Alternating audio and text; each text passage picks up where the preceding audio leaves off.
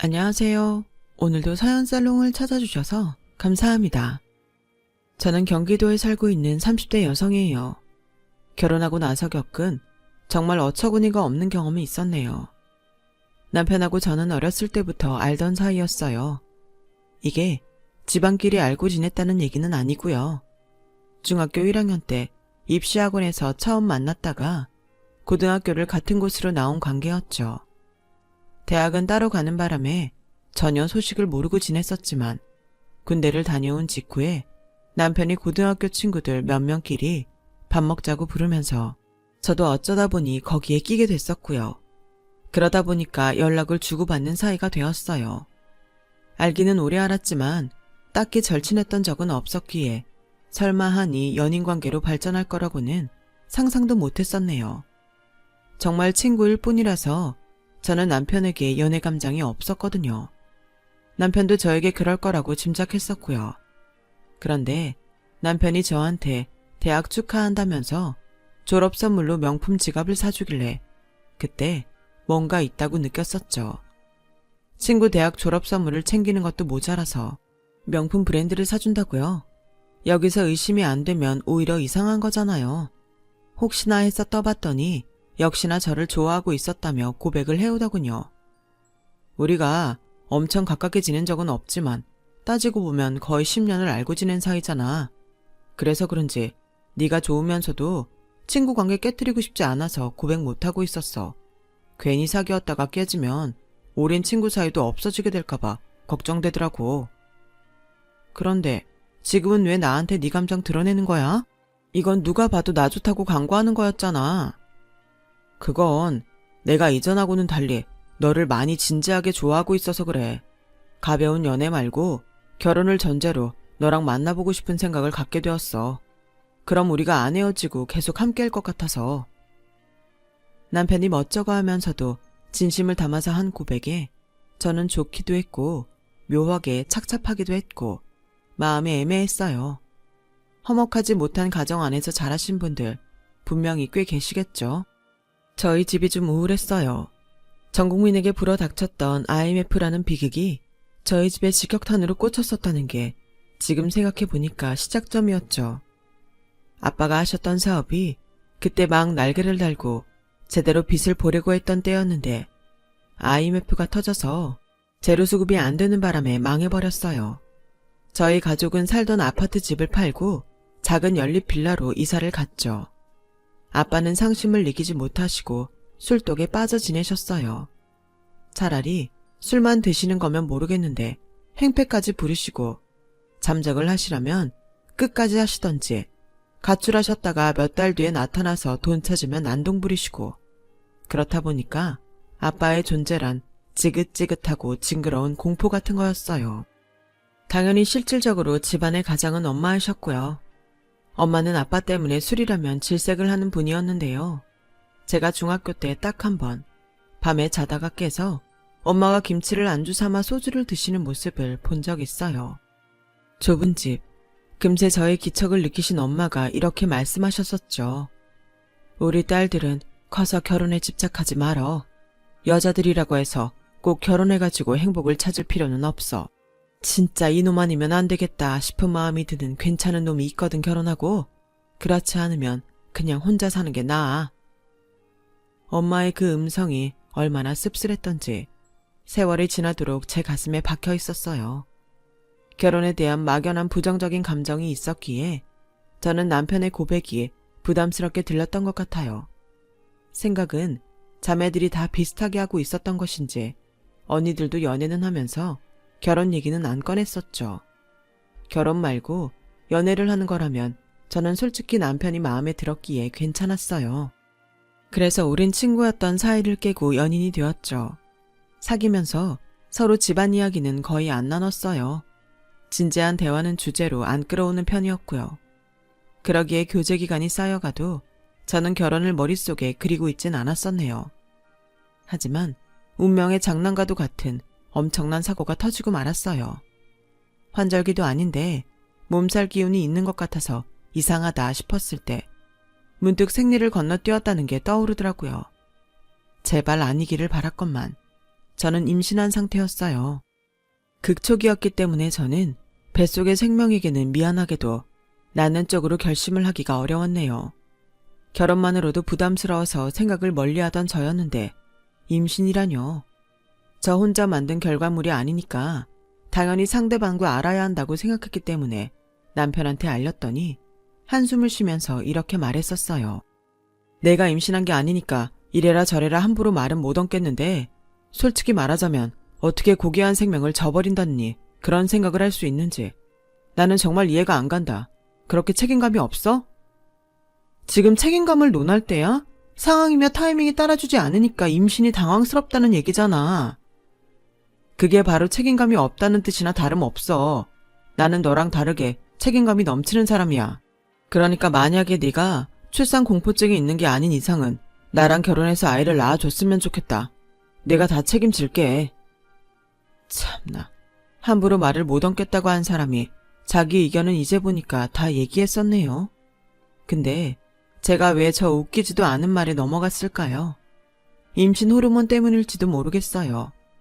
그때는 모든 게 너무 혼란스러웠으니까요. 그리고 저희 엄마가 하도 고생을 많이 하셔서 그런지 연세에 비해 많이 초췌하고 늙으셨거든요. 엄마의 약한 모습이 떠오르면서 혹시 손주를 안겨드리면 좋아하시지 않을까 하는 짐작이 들었던 것 같아요. 그래서 고민하다가 남편 데리고 엄마한테 인사시켰죠. 임신했다는 사실도 밝혔고요. 그러자 엄마가 화들짝 놀라시면서도 이왕 이렇게 된 거 가정 꾸려서 화목하게 살면 좋겠다고 눈물을 글썽이셨어요. 시댁에서도 흔쾌히 허락을 해주셨고요. 참고로 시부모님께서는 이혼을 하신 터라 댁에는 시어머니만 계셨네요. 상견례장이랑 결혼식장에 모두 시아버지께서 참석을 하셨는데 시어머니와 척보기에도 사이가 대면대면 하셨답니다. 남편에게는 나이 차이 많이 나는 누나가 한 명 있는데요. 그런데다가 시누이는 결혼까지 일찍 해서 큰아이가 벌써 초등학생이었어요. 시누이의 남편은 대릴사위였고요. 시댁이 원래 전통 막걸리랑 부침개 같은 걸 파는 식당을 가업으로 운영하거든요. 원래는 시어머니께서 도맡아 하셨는데 시누이 부부한테 전가를 하셨죠. 시댁에서 원래 시누이 부부가 함께 살고 있었는데 저희 부부가 결혼을 한다고 하자마자 분가를 했어요. 이참에 식당하고 더 가까운 동네로 집을 얻어서 나간다고 했어요. 저는 신경 안 쓰고 있었는데 시어머니께서 결혼하면 시댁에 들어와 살라고 저한테 그런 말씀을 하시는 거예요. 그 집에서 5시 살다가 넷 나가고 갑자기 나 혼자 되면 무서워서 어떻게 사니? 그냥 너희들이 들어와서 살려무나. 신혼집 매물 구하기도 힘들 것 같다면서. 말씀은 감사하지만요, 어머님. 집은 어떻게든 구해보면 구해질 것 같아요. 그렇게 빼지 말고 그냥 들어와 살겠다고 그래. 이제 배도 점차 불러올 거고 태교도 해야 하고 애도 낳고 키워야 하는데 그거 다 도와줄 사람이 한 집에 살고 있으면 너로선 잘된 거지. 안 그러니? 세상 천지에 아직 친하지도 않은 시어머니랑 같이 사는 걸 반기는 며느리도 있을까요? 저는 그런 별종이 아니었기 때문에 시어머니의 제안이 몹시 불편했어요. 그래서 거절했는데 남편이 엄청 당황스러워 하더라고요. 우리 그냥 거기 들어가서 살자. 나도 취업 때문에 나와서 자취한 거라 엄마랑 살아보는 거 오래간만이라서 좋을 것 같아. 그리고 우리 엄마는 집에서 혼자 오래 지내면 안 된다고 그랬대. 그래서 더 우리가 같이 들어가서 살아드려야 하는 이유도 있어. 뭐? 혼자 지내면 안 된다고? 대체 누가 어머님께 그런 얘기를 했다는데? 이름은 까먹었는데 어디 무슨 보살님이라더라. 아무튼 굉장히 용하신 분이라고 그러더라. 이게 뭔 귀신 신하라 까먹는 소린가 싶었어요. 갑자기 웬 용한 보살이 등장한다는 거죠? 너무 황당했는데 혼전 임신으로 급하게 결혼하는 것이다 보니까 시일 안에 매물 구하기가 어려워서 일단은 시댁에 들어가 사는 것으로 하고 말았어요. 오래돼서 그렇지 평수 넓고 방 4개에다가 베란다에 다용도실에 창고까지 따로 있어서 내부는 좋았습니다. 그런데 짐 들여놓던 날 웬 아주버니 3분이 안에 계시는 거예요. 그분들이 저랑 남편이 쓸 방을 보면서 머리는 이쪽으로, 다리는 저쪽으로, 거울은 어디 쪽으로 막 이런 대화를 쑥덕거리셨죠. 그리고 시어머니는 그분들의 조언에 따라서 저랑 남편이 쓸 침대며 가구를 배치하셨고요.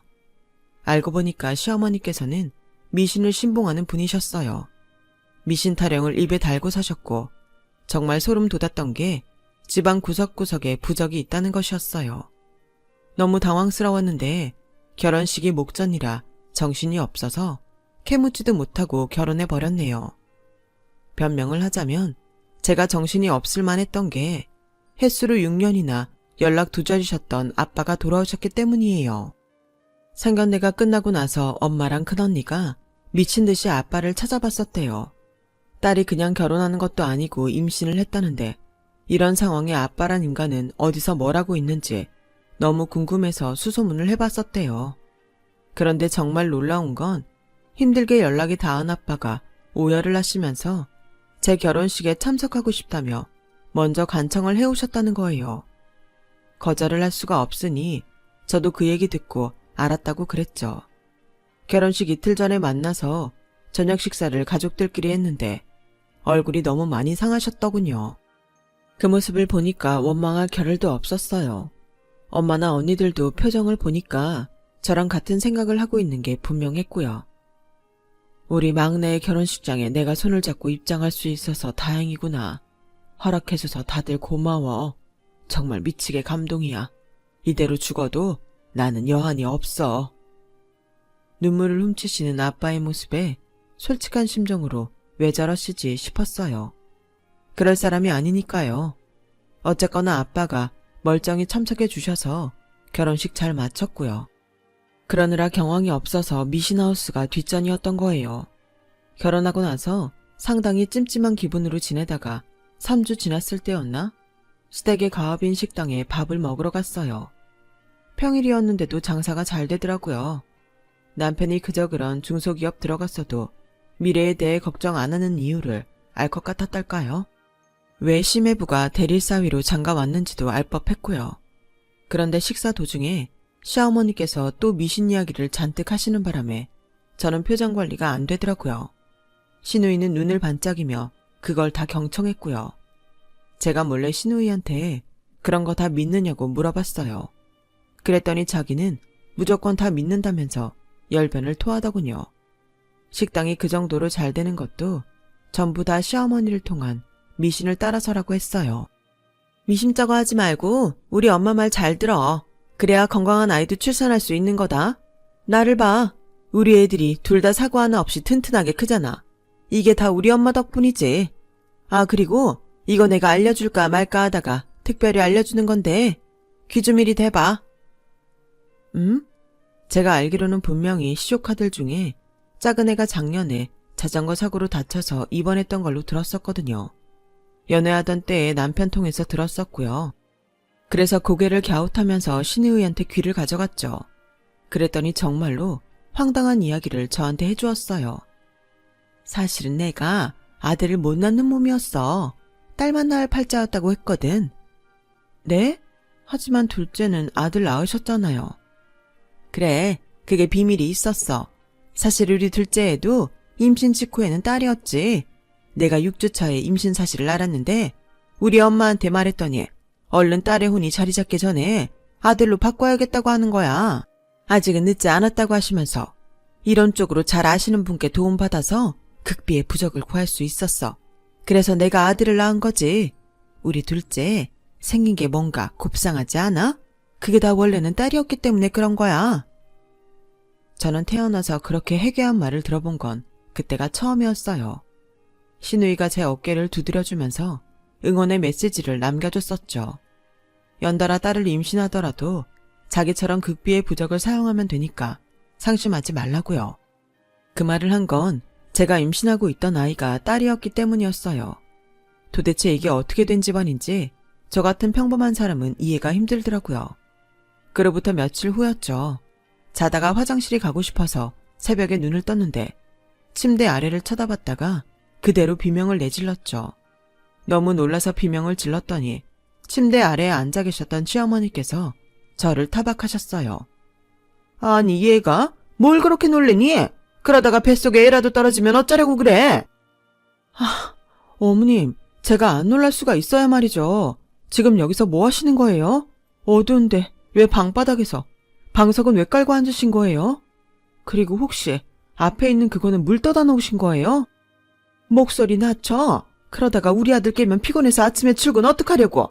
이건 내가 다 이유가 있어서 그러는 거니까 캐묻지 말거라.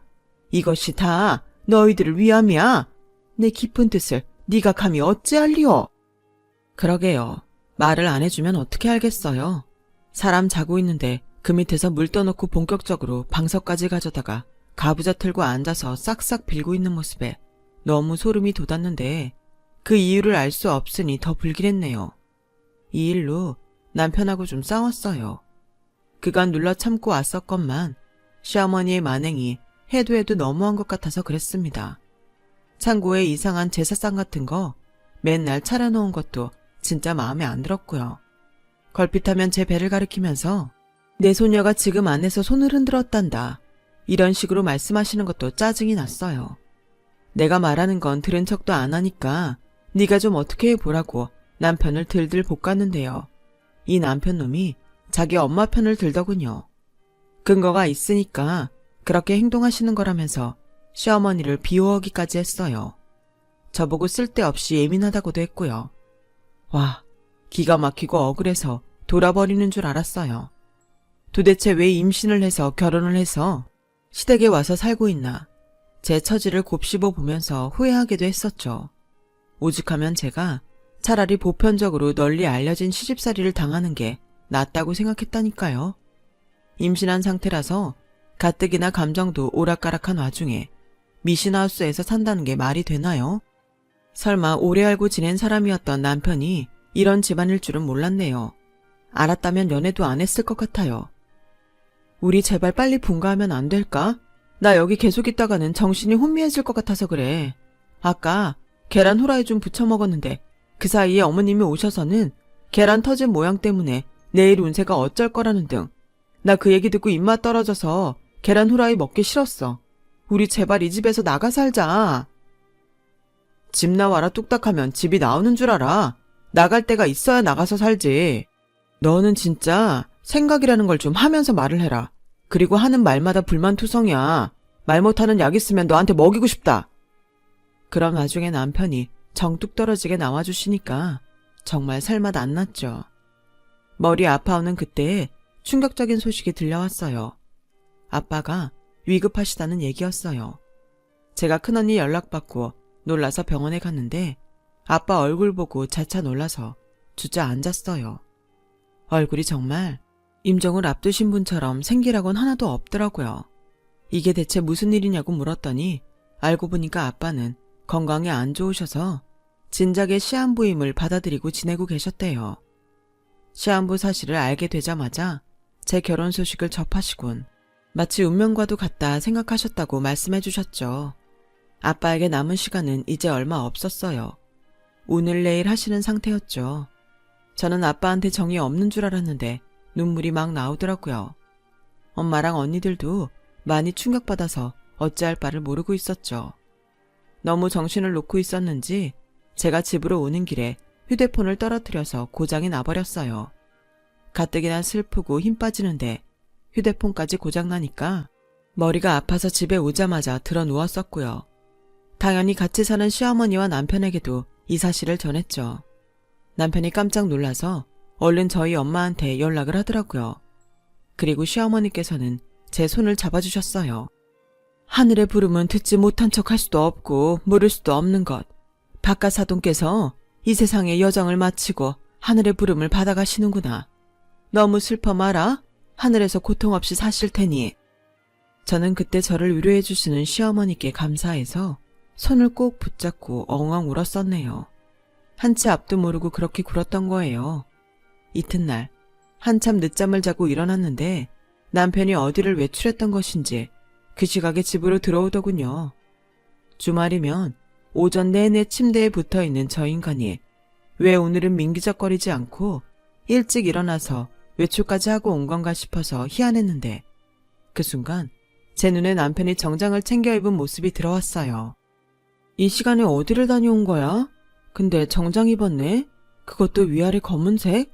어디 상갓집에라도 갔다 온 줄 알았어. 무심코 말이 나갔는데 남편 대답이 없더라고요. 제 시선을 피하는 게 이상하다는 생각과 동시에 본능적으로 머릿속을 스치는 무언가가 있었어요. 재빨리 휴대폰을 찾았다가 힘이 빠졌죠. 어제 고장이 난 참이었으니까요. 에이 설마 말도 안 되는 소리인 건 아는데 지금 다녀온 곳이 우리 아빠 장례식인 건 아니겠지? 내가 지금 억측하는 거겠지? 왜 대답이 없고 나를 쳐다보지를 않아? 안 되겠어. 내가 그냥 바로 병원에 가봐야겠다. 가서 아빠를 뵈면 되니까. 소용없어. 그게 왜냐면 장인어른 이미 돌아가셨으니까 새벽에 진작 연락이 왔었어. 뭐? 아빠가 정말로 돌아가셨다고? 게다가 연락이 왔었다고? 그럼 왜 나한테 말을 안 했어? 당연히 바로 나한테 알렸어야지. 나도 그러려고 했는데 새벽 2시였고 너 곤히 자고 있는데 어떻게 그래? 차마 깨울 수가 없더라. 미쳤어. 자고 있는 내 뺨을 쳐서라도 너는 날 깨웠어야 돼. 지금 벌써 점심때인데 너무 늦어버렸잖아. 전화 받자마자 나 안 깨운 건 백반양보해서 그렇다고 쳐. 어떻게 너는 이 시간까지 아무렇지도 않게 날 안 깨워? 지금까지 나 늦잠 자는 거 뻔히 보고 있으면서? 너무 분하고 허망하고 남편에게 실망스러워서 화를 냈어요. 전날부터 숨 쉴 때 불편했는데 진짜 숨이 턱턱 막혀오는 느낌이었죠. 남편은 저에게 대꾸도 못하고선 고개를 푹 숙였고요. 저는 다 필요 없으니까 당장 출발하겠다고 했어요. 그때까지만 해도 아빠의 부고가 너무 갑작스러워서 정신이 없었던 데다가 당연히 남편이 저를 데리러 장례식장에서 집으로 들른 줄 알고 판단했었거든요. 그렇게 지끈거리는 머리 부여잡고 나갈 준비를 하려고 들자마자 저를 향해 다가온 시어머니와 마주쳤어요. 내가 우리 아들한테 너 깨우지 말라고 그랬다. 내가 그랬어. 우리 아들은 죄가 없어. 어머니, 갑자기 이건 또 무슨 말씀이세요? 어머님도 새벽에 알고 계셨던 거예요. 저희 아빠 소식을요? 저만 빼놓고요. 도대체 왜 그러셨는데요? 제가 저희 아빠 돌아가셨다는 소식을 일찍 접하면 큰일이라도 나는 거였나요? 너는 어차피 박가사돈과 그리 살갑지 못한 사이였잖니. 만일 부모 자식이라는 끈이 맺어지지 않았다면 현생에서 원수로 만났을지도 모르는 사이. 아무래도 장례식에 너는 참석하지 않는 편이 좋겠구나. 그런 상황이 아니라는 걸 알면서도 저는 어쩔 수 없이 시어머니께서 농담 혹은 장난을 하시는 거라고 생각했었어요. 왜냐하면 너무나도 말이 안 되는 소리를 들었기 때문이었죠. 그게 진심이면 너무 이상한 거잖아요. 그런데 시어머니께서 저를 진지한 눈빛으로 쳐다보시면서 이렇게 말씀을 이으셨죠. 만일 장례식장에 발을 들일 시에 뱃속에 든 아이한테 박가사돈의 원혼이 묻을 거다. 박가사돈과 너의 악연이 네 아이를 힘들게 만들 거라고. 너는 네 자식이 태어나기도 전부터 저주를 받길 원하니? 그런 건 아니겠지? 어머님, 제발 그 허무맹랑한 타령 좀 그만하세요. 저주라고요? 제가 처한 지금 이 상황을 저주라고 하는 거예요. 친정아빠 장례식장에 못 가는 게 말이나 되나요? 얘기가 안 통하는구나. 그렇다면 어쩔 수 없지. 나는 네가 잘못된 선택을 하게 될 수 없어. 내 손주의 미래를 망치게 내가 지켜만 볼 것 같니? 굳이 가야겠다면 강제로 널 막는 수밖에. 시어머니께서 제 뒤편을 보면서 눈짓했어요. 제 뒤에는 남편이 있었죠. 소름이 돋은 제가 도망을 치려고 했는데 남편이 더 빨랐어요. 뒤에서 저를 꽉 잡은 남편이 다시 저를 방 침대 쪽으로 데려갔죠. 힘의 우위에서 밀린 저는 침대에 억지로 앉을 수밖에 없었는데요. 너무 우라통이 터져서 두 사람을 쳐다본 순간 온몸에 소름이 돋아났어요.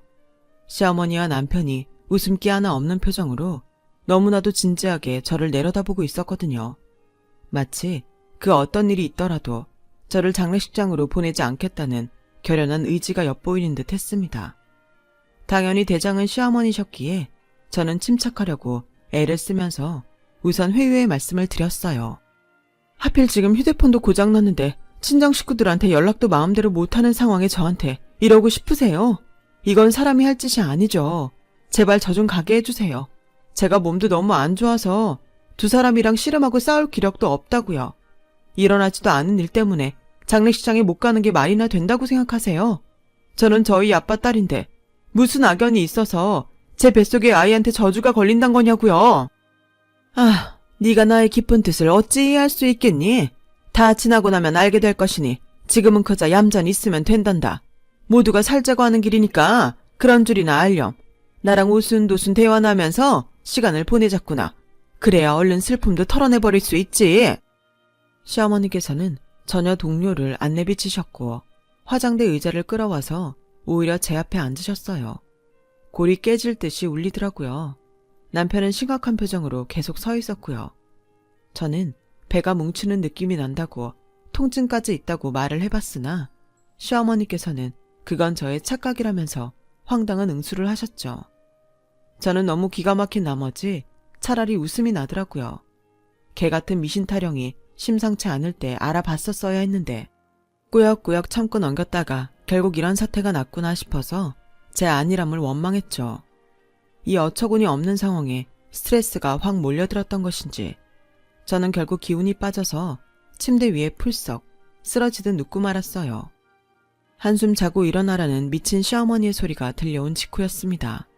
갑자기 띵동하면서 현관 벨소리가 들렸고 그 다음으로는 누가 현관문을 쾅쾅 두드리는 소리가 멀찍이서 들려왔어요. 제가 억지로 정신을 다잡으면서 소리에 집중했죠. 당황한 남편이 누군가와 옥신각신하는 소리가 들려왔는데 따라 나간 시어머니 역시도 휘말려서 소란을 일으키고 있었네요. 그때 방 안으로 들어온 사람은 바로 저희 작은 언니였어요. 진짜로 집에 있었다니. 역시 멀리 사는 친구 집에 놀러가서 연락이 두절됐다는 말은 거짓이었어. 내가 이럴 줄 알았다고.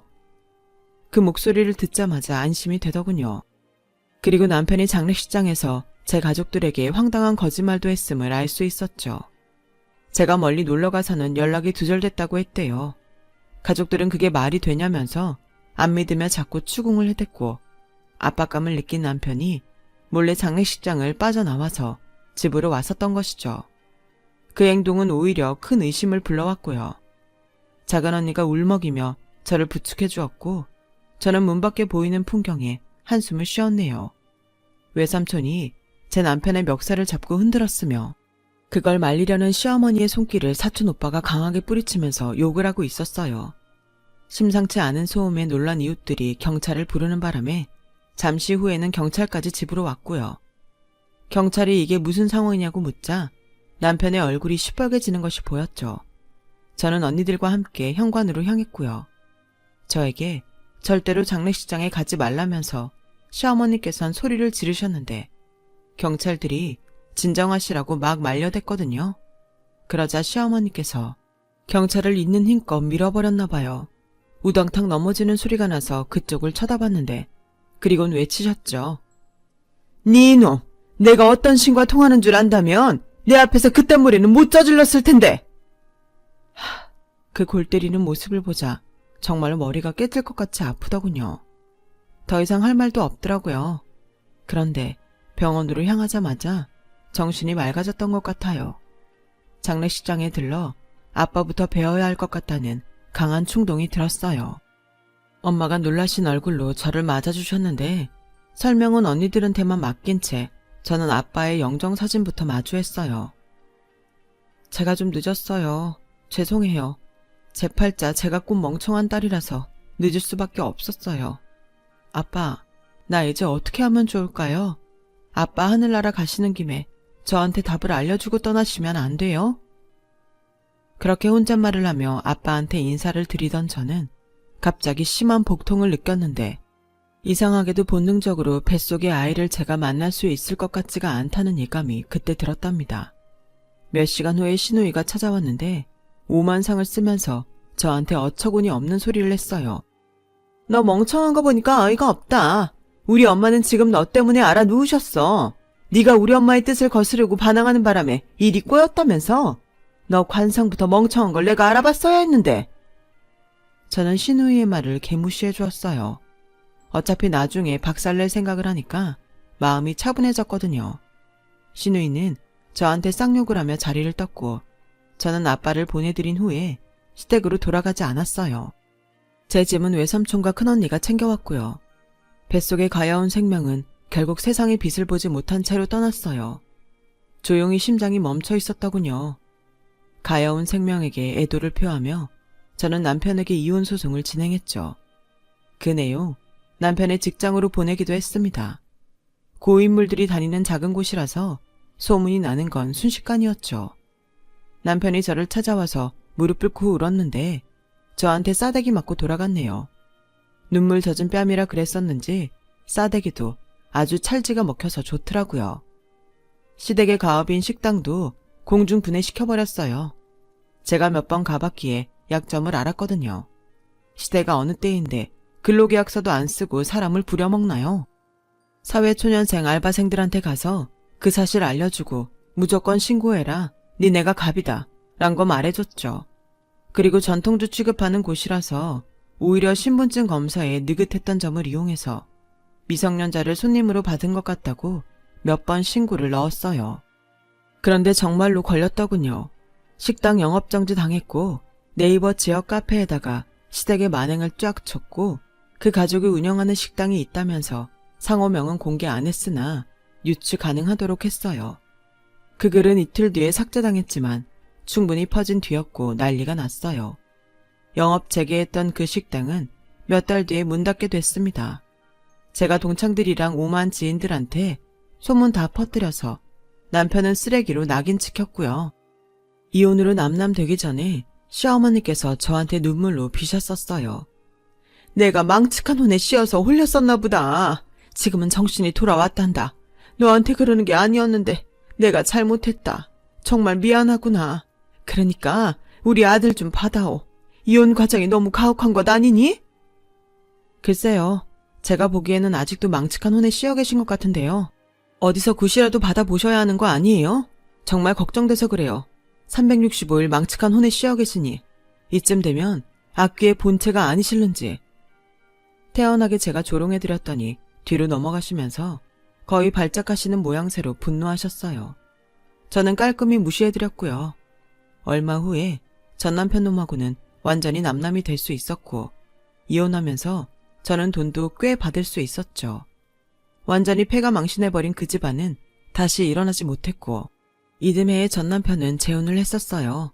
겹치는 지인이 있어서 소식이 들려오더군요. 웃긴 건 또 혼전 임신이었죠. 그쯤 되니 저의 임신도 고의는 아니었을까 의심이 되기도 했네요. 애는 낳았는데 금세 이혼했다더군요. 그럼 그렇죠. 참나. 제가 어떻게 그런 놈하고 결혼해서 그런 집안에 들어가 살았었는지 믿기지 않을 정도예요. 저는 쇼핑몰 회사에 새로 들어가서 일을 시작했는데 너무 만족스러워서 보람된 일상을 계속 지내고 있는 중이에요. 매일 웃을 수 있는 일이 있어서 행복하네요. 제 경험담은 여기까지예요.